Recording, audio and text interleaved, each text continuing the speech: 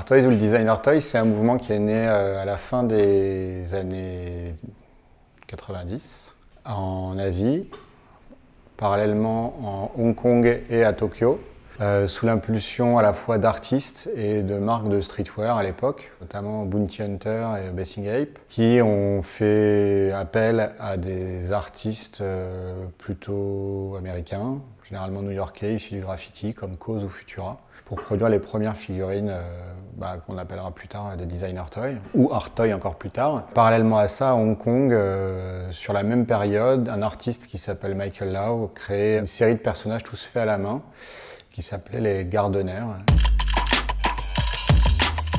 Alors, ce qui diffère majoritairement dans la culture asiatique, et notamment japonaise, de la culture européenne, au Japon, il y a des croyances animistes qui font que dans chaque objet, ils sont capables d'y voir la vie. Culturellement, et ça depuis le Moyen-Âge au Japon, les représentations d'objets personnifiés, ça a toujours eu trait en fait. C'est pas quelque chose de nouveau chez eux.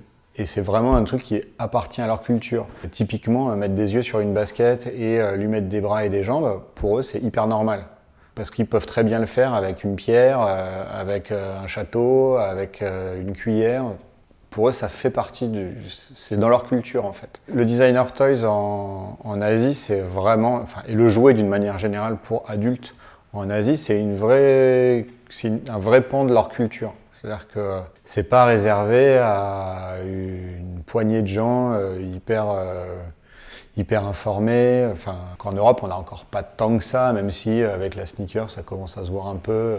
Voilà, et avec le jouet, un tout petit peu, mais au final, il n'y a pas suffisamment de magasins, il n'y a pas la même pléthore d'offres qu'en Asie.